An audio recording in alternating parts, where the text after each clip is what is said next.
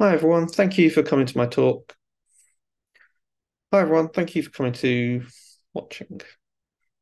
Hi everyone, thank you for watching my talk. My name is Viv. I'm a postdoc in the Jensen lab at ASU, and I'm going to be talking about how much power we have to detect recurrent selective sweeps.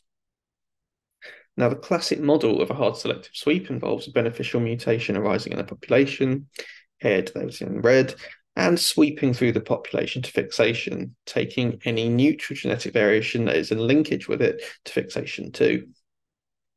Now, this process leaves several detectable signatures that have been used to detect selective sweeps previously. These include a reduction in neutral diversity around this beneficial mutation, a skew in the site frequency spectrum towards rare and high frequency alleles, as measured by a reduction in genus D, and finally, an increase in linkage in the flanking regions around the selected locus. Now we can analytically calculate the expected reduction of heterozygosity around a sweep. And we do so here for three values of 2NES, where 2NES is the population scale strength of selection, and for four values of tau, which is the time since fixation of the beneficial mutation. So on our x-axis, we have our distance from the selected locus, with the selected locus in the middle. And on our y-axis, we have our measure of heterozygosity. And two things are evident here. As the strength of selection increases, the signature of the sweep is greater. And we also have the signal is greatest when the beneficial mutation has most recently fixed. So as time to fixation increases, we have less chance of detecting that the signature is greatly reduced. So the main takeaway here is that beneficial mutation is going to have to be strong and to have fixed recently for us to have any chance of being able to detect them. So this informs our research question. Is there power to detect recurrent selective sweeps where the input of beneficial mutations is at a given rate? And to attempt to answer this question, we ran simulations in SLIM with beneficial mutations modeled as part of the distribution of fitness effects. We then conducted sweep inference using Sweep Finder 2 and H12 approaches on our simulated data. Now, Sweep Finder 2 detects local reductions in nucleotide diversity and skew in the site frequency spectrum. It compares the likelihood of a sweep under a background and observed site frequency spectrum. Now, the background site frequency spectrum can be the same as the observed. Alternatively, what we also do is we simulate a null model, which we use as our background simulation, where we simulate the same model as our main data, but in the absence of any selective sweeps. And we're able to compare the two, but there'll be more about that in the next couple of slides. Now, the H12 statistic seeks to capture the increase in haplotype homozygosity observed under a sweep model. So the H12 statistic combines the frequency of the first and second most common haplotypes into a single frequency, thereby facilitating detection of both hard and soft sweeps. So our simulations were parameterized using parameterization from the Drosophila melanogaster literature. We simulated a distribution of fitness effects so that we're able to model purifying and background selection, and beneficial mutations were incorporated into this DFE at a frequency of 0.05%.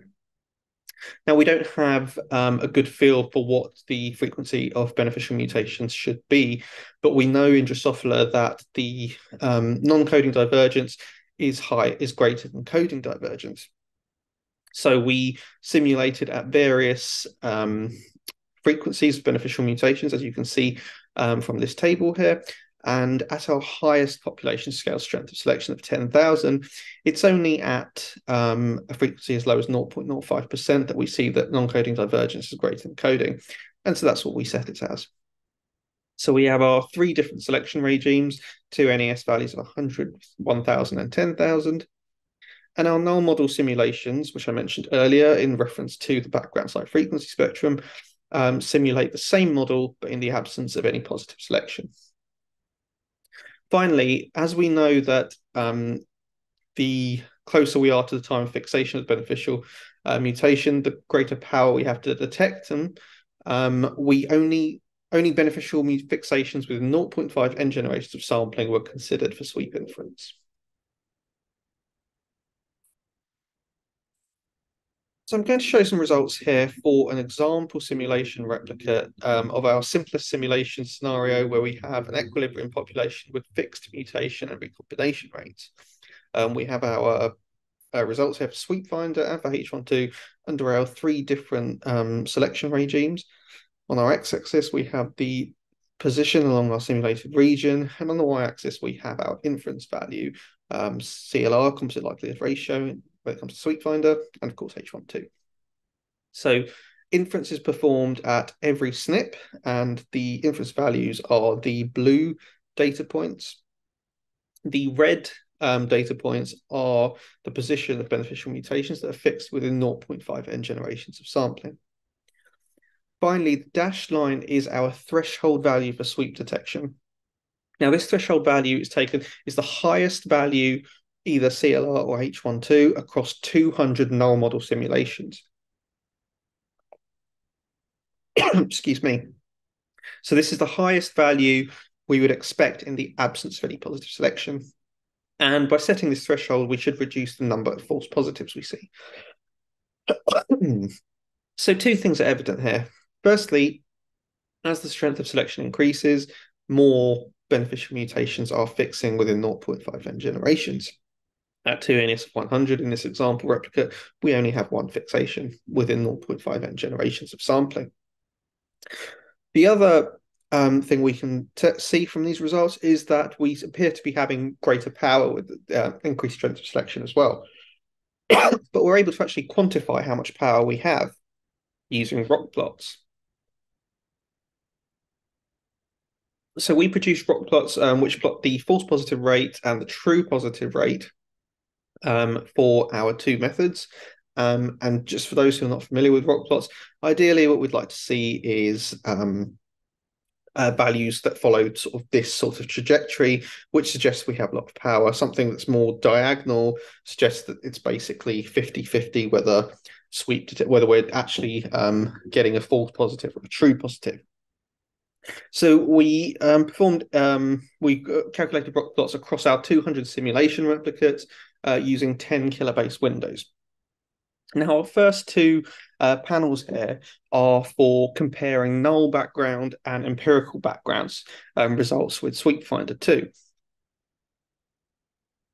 So you'll recall that the null simulations are the empirical population simulated in the absence of any beneficial mutations. So that's our background high frequency spectrum, and we're comparing that to unobserved. We also, in the middle panel, what we do is we use the empirical data for both the background and the observed. And what we can see is that when we use our null model simulations as the background high frequency spectrum, we actually get improved power. This is most notable at the highest strength of selection of 10,000. And the reason for that is because as the strength of selection increases, the sweep signature is greater. And so with a greater sweep signature, we're more likely to see new beneficial mutations arising on an already swept background. And thereby that's going to bias our results when we're using the empirical data as both our background and observed site frequency spectrum. By using our null background site frequency spectrum, we're able to account for that. And on the final on the right, we have our results for H12. What we can see is that as the strength of selection increases, there is greater power to detect sweeps. At 2NS of 100, indeed, we have very little power. But at 10,000, we actually have reasonable power with both methods. However, these are for 10 kilobase windows. When we use 1 kilobase windows, we actually see that we have greater power at 2NS of 1,000 and 10,000. And this suggests that the optimal window size for sweep inference is going to be dependent on the strength of selection.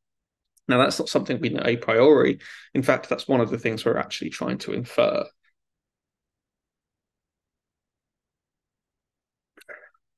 Next, we looked at the effects of population size change on sweep inference. So these are very simple population size change scenarios in which the size change is instantaneous, occurring 1n generations before sampling. Now we're only going to look at results for 2 NES of 1,000 and 10,000 here, because we've already shown that at 2 NES of 100 we have very little power. Also, just for the sweep finder results from here on out, they are when we're using a null background site frequency spectrum. So we have three different size change scenarios here, along with our fixed population size, which we're also showing for reference. So we have a population expansion where the population size doubles, a contraction where the population size halves, and a more severe contraction where the population size is reduced by 90%. What's evident is that population contractions are reducing the power we have to detect selective sweeps. And as the severity of that contraction increases, so does the reduction in power. These red lines for the 90% contraction show that power is considerably reduced. Now, it's notable that in many well-studied organisms, such as Drosophila and humans, both have been through recent severe bottlenecks, suggesting, and our results here suggest that sweep inference in these model systems is going to be challenging. And the reason for that, of course, is because population contraction leaves a similar signature as a selective sweep. Finally, I'm just going to show some results here on the effects of rate heterogeneity on sweep inference. Although in our manuscript we look at both mutation and recombination rate heterogeneity, here I'm just going to discuss results for recombination rate heterogeneity. So our simulated region is roughly 1 megabase in length, and we set different recombination rates for each 10 kilobase window, with variable rates drawn from a uniform distribution such that the mean rate for each simulation is equal to the fixed rate. This just allows us to compare our fixed rate and variable rate simulations. So the dashed lines on these ROC plots are for the variable rate simulations. What's evident is that the variable rate is skewing power to detect selective sweeps, but the direction of that is both is going to depend on the strength of selection, and also it's not consistent across methods. Now, to try and disentangle this somewhat, we looked at both high and low recombination bins, and as expected, the high recombination rate bin had lower power than the low recombination rate bin for both methods and across strengths of selection. And that's because the higher the recombination rate, the more we're going to be breaking up linkage between the beneficial mutation and linked variation, and therefore reducing the sweep signal. Now, of course, what we see here, though, is that the dynamics are quite complex. So in some cases, it's going to be the high recombination rate regions that are driving, that are attenuating power to detect sweeps. And in other cases, it's going to be those low regions which are actually increasing power. And again, knowing the strength of selection is going to be part of that. So to conclude, sweep inference can be fraught with many difficulties. We need strong and recent positive selection, and optimal window size is also going to depend on the strength of selection, which is something we do not know a priori. We've shown that when we account for population history and variable rates and simulate an appropriate null model, this reduces the number of false positives.